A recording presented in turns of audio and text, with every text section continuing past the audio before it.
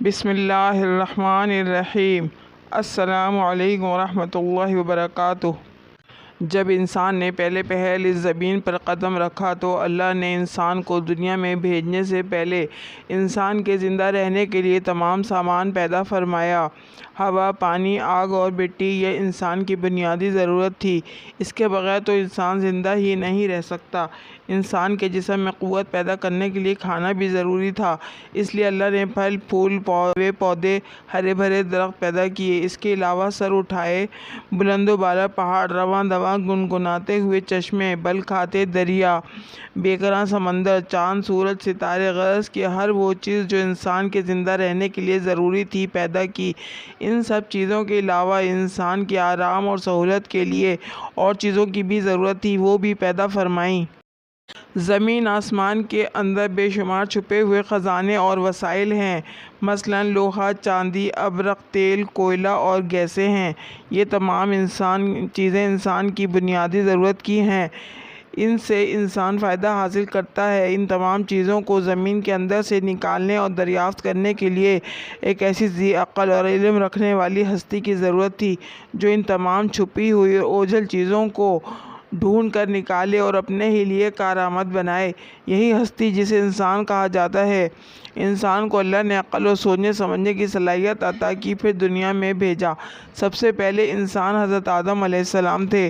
انسان کی نسل حضرت آدم علیہ السلام سے چلی اور تمام انسان حضرت آدم علیہ السلام کی اولاد ہیں۔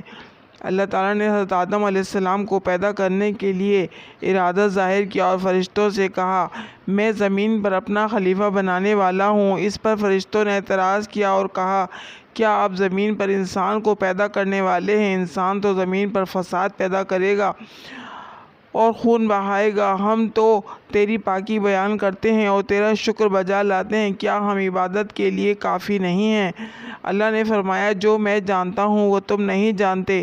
پھر اللہ نے خود اپنے ہاتھوں سے حضرت آدم علیہ السلام کا پتلا بنایا، پھر اسے سنوارا اور اسے مناسب شکل دی۔ اس کے جسم کا ہر حصہ خوبصورتی کے ساتھ بنایا۔ پھر اس مٹی کے پتلے میں اللہ نے اپنی روح پھونکی۔ پھر اللہ نے فرشتوں سے پوچھا کہ چیزوں کے نام بتاؤ اگر تم سچے ہو۔ فرشتوں نے جواب دیا، ہم نہیں جانتے، سب سے زیادہ تو آپ جاننے والے ہیں۔ ہم کو تو بس اتنا ہی علم ہے جو آپ نے ہم کو سکھایا ہے۔ آپ بڑے علم اور برکت والے ہیں۔ اللہ نے آدم سے کہا، اے آدم، ان فرشتوں کو ان چیزوں کے نام بتاؤ۔ اللہ نے آدم کو تمام چیزوں کے نام بتا دیے تو آدم کے علم میں تمام باتیں آ گئیں۔ آدم نے ان چیزوں کے نام بتا دیے تو اللہ نے فرشتوں سے کہا، کیا میں تم سے نہ کہتا تھا کہ میں آسمانوں اور زمینوں کے اندر کی سب پوشیدہ باتوں کو جانتا ہوں، اور جو کچھ تم ظاہر کرتے ہو اور چھپاتے ہو سب کا علم رکھتا ہوں۔ اللہ تعالیٰ نے فرشتوں سے کہا کہ آدم کو سجدہ کرو۔ تمام فرشتوں نے آدم کو سجدہ کیا، لیکن ابلیس نے سجدہ کرنے سے انکار کر دیا، وہ غرور کرنے والوں میں سے تھا۔ تجھے کس چیز نے سجدہ کرنے سے روکا جبکہ میں نے تجھے حکم دیا تھا؟ اللہ نے پوچھا۔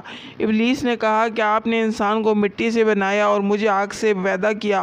ابلیس کے معنی مایوس اور نا امید ہونا، اسی لیے کہا گیا کہ جو شخص اللہ سے نا امید ہوتا ہے وہ ابلیس کے تابع ہوتا ہے۔ جو لوگ ابلیس اور شیطان کے بہکائے ہوئے میں آ جاتے ہیں وہ پست ہمت ہوتے ہیں۔ جو فرائض ان کے ذمے ہوتے ہیں وہ ادا نہیں کرتے اور ذلیل و خوار ہوتے ہیں۔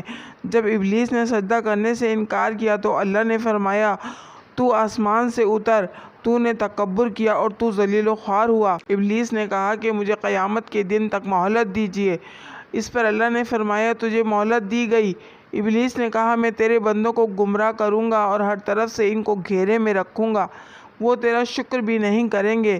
اللہ تعالیٰ نے حضرت آدم علیہ السلام کو حکم دیا کہ اے آدم، تم اور تمہاری بیوی بہشت میں رہو اور جو کچھ کھانا ہے فراغت سے کھاؤ، اور ایک خاص درخت کی طرف اشارہ کرتے ہوئے کہا کہ اس درخت کی طرف نہ جانا ورنہ تم ظالم قرار دیے جاؤ گے۔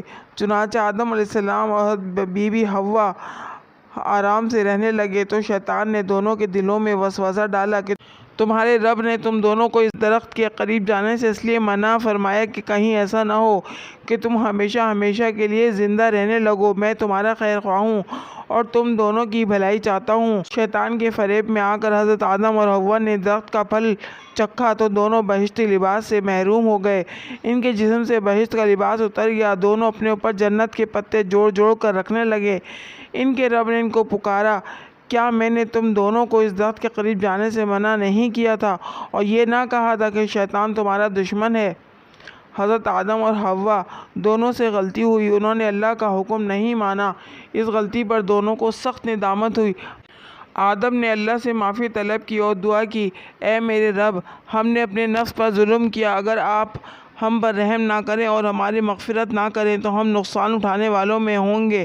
آدم اور حوا کو زمین پر اتار دیا گیا اور کہا کہ تم ایک دوسرے کے دشمن رہو گے اور ایک خاص وقت تک تم دونوں کو زمین پر رہنا ہے، اور میری طرف سے کوئی ہدایت آئے جو شخص اس ہدایت کو مانے گا، نہ انہیں کسی بات کا اندیشہ ہوگا نہ کوئی غم۔ جو میری نصیحت سے منہ موڑے گا اس کے لیے دنیا میں زندگی تنگ ہوگی اور قیامت کے روز اس کو اندھا اٹھائیں گے۔ جب حضرت آدم علیہ السلام آسمان سے اتر کر زمین پر آئے تو وہ فرشتوں کی پاکیزہ باتیں سننے سے محروم ہو گئے، اس لیے دل اداس رہنے لگا۔ آپ نے اللہ سے دعا کی اور عرض کیا کہ میں تو فرشتوں کی صحبت سے محروم ہو گیا ہوں۔ اس پر اللہ نے کہا، آپ مکہ معظمہ جائیں، وہاں میرا گھر تعمیر کریں، اس کا طواف کریں اور نماز پڑھیں۔ چنانچہ آپ علیہ السلام جبرائیل امین کے ساتھ مکہ معظمہ گئے، وہاں کعبہ کی بنیاد رکھی، نماز پڑھی اور طواف کیا۔ حضرت آدم علیہ السلام کے واقعے سے ہمیں سبق ملتا ہے کہ جس کام کو اللہ نے کرنے سے منع فرمایا ہے وہ نہ کریں، جو کام کرنے کا حکم دیا ہے وہی کریں۔ یہی عبادت ہے، عبادت نیکی ہے، نیکی عبادت ہے۔